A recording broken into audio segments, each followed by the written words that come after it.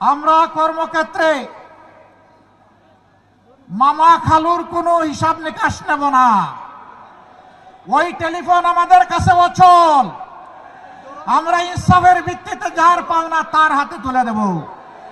এমনকি আমরা এটাও দেখব না একজন উপযুক্ত নাগরিক তিনি কোন ধর্মে বিশ্বাসী, এইটাও আমরা দেখব না।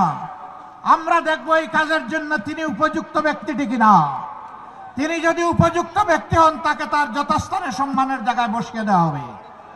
যুবক বন্ধুরা, তোমরা বুক চিতিয়ে লড়াই করে আমাদেরকে মুক্তি এনে দিয়েছো, তোমাদেরকে মোবারকবাদ। কিন্তু আমরা তোমাদের হাতে বেকারের ভাতা তুলে দিয়ে অপমান করতে চাই না। আমরা তোমাদের প্রত্যেকটি যোদ্ধার হাতকে কর্মী এবং কারিগরের হাতে পরিণত করতে চাই এবং তোমাদের হাতে, যুবক যুবতীদের হাতে আমরা মর্যাদার সেই কাজগুলো তুলে দিতে চাই।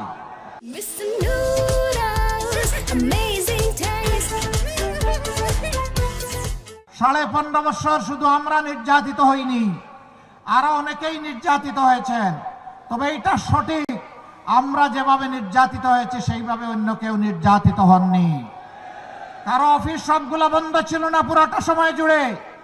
কারো নির্বাচন কমিশনের নিবন্ধন অন্যায়ভাবে বাতিল করা হয়নি। কারো দলীয় প্রতীক কেড়ে নেওয়া হয়নি। কারো নেতাদের ঘর বাড়ি বুলডোজার দিয়ে ভেঙে ফেলা হয়নি। এবং শেষ পর্যন্ত দিশাহারা হয়ে কারো সংগঠনকে নিষিদ্ধ ঘোষণা করা হয়নি। এই সবগুলা ছিল জামাতে ইসলামের উপর চরম জুলুম। সেই সময় আপনারা আমাদেরকে আশ্রয় দিয়েছেন দেশবাসী, আপনারা আমাদেরকে ভালোবাসা উপহার দিয়েছেন, আপনারা সাহায্যের হাত বাড়িয়ে দিয়েছেন। মায়েরা আমাদের জন্য খাবার সংগ্রহ করেছেন, ভাইয়েরা আমাদের নিরাপত্তার ব্যবস্থা করেছেন। সেই দিন আমাদেরকে আশ্রয় দেওয়ার মানে ছিল নির্ঘাত আপনার সম্পদ, আপনার জীবন এবং আপনার ইজ্জতের উপর আপনি আক্রমণকে আহ্বান করে নিচ্ছেন। সরকারের কুপানলে পড়বেন, আপনারা তা পরোয়া করেননি। আমাদেরকে আপনারা আদর করে ভালোবেসে আপনাদের কুলে বুকে আমাদেরকে ঠাঁই করে দিয়েছিলেন। আমরা আপনাদের কাছে বড়ই ঋণী। এ ঋণ পরিশোধ করার কোনো শক্তি আমাদের নেই। মহান আল্লাহ তাআলার দরবারে দোয়া করি, যেভাবে আপনারা আমাদের জন্য নিরাপদ আশ্রয় করে দিয়েছিলেন, আল্লাহ যেন এই দুনিয়া এবং আখিরাতে আপনাদের জন্য সেই নিরাপদ ঠিকানা ঠিক করে দেন। আজ বলতে পারেন আমি এখানে দাঁড়িয়েছি বাংলাদেশ জামাতে ইসলামের পক্ষে কথা বলতে নয়। সেই 15.5 বছর মায়ের বুক থেকে যে সন্তানকে কেড়ে নেওয়া হয়েছে, আমি ওই মায়ের পক্ষে আজকে কথা বলতে দাঁড়িয়েছি। যে বাবার বুক থেকে তার সন্তানকে তুলে নেওয়া হয়েছে, আমি সেই বাবার পক্ষে কথা বলতে দাঁড়িয়েছি। যে বোনটির বুক থেকে তার স্বামীকে উধাও করা হয়েছে, আমার সেই বোনটি, আমার মজলুম বোনটির পক্ষে আমি এখানে দাঁড়িয়েছি। যে কচি সন্তানগুলোকে এতিম করা হয়েছে, আমি সেই এতিম অবুঝদের পক্ষে এখানে দাঁড়িয়েছি। ঘুরে ঘুরে সারা বাংলায় তখন চেষ্টা করেছি সেই মজলুমানের খোঁজখবর নেওয়া। তাদের দুয়ারে গিয়ে হাজির হয়েছি জীবনের রিস্ক নিয়ে। আমি তাদের চোখের কোনায় তরল পদার্থ দেখেছি। সেই তরল পদার্থ চোখের সাধারণ পানি ছিল না। তাদের আপনজন প্রিয়জন হারানো যে মানুষগুলো দুনিয়া থেকে চলে গিয়েছে, তাদের রক্তের ফোঁটা আমি চোখের কোনায় দেখতে পেয়েছিলাম।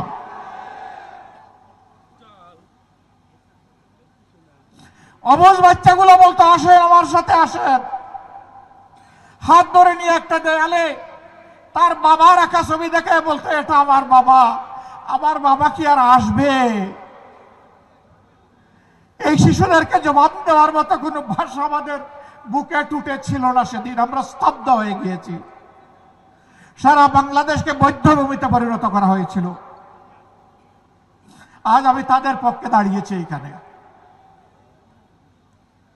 আমি দাঁড়িয়েছি 18 কোটি মানুষের পক্ষে, সিন্ডিকেট করে চাঁদাবাজির কবলে ফেলে যাদের উপর আর্থিক, দৈহিক, মানসিক সব ধরনের নির্যাতন করা হয়েছে। ব্যাংকগুলা ডাকাতি করে উজাড় করে ফেলা হয়েছে। শেয়ার মার্কেট লুট করে কমপক্ষে 284 জন মানুষকে আত্মহত্যায় বাধ্য করা হয়েছে। লক্ষ লক্ষ পুঁজি বিনিয়োগকারীকে, তরুণদেরকে রাস্তায় বসানো হয়েছে। আজ আমি তাদের পক্ষে দাঁড়িয়েছি। আমি তাদের পক্ষে দাঁড়িয়েছি যারা এদেশের মানুষকে গোলাম বানিয়ে নিজেরা জমিদার হয়ে বসেছিল।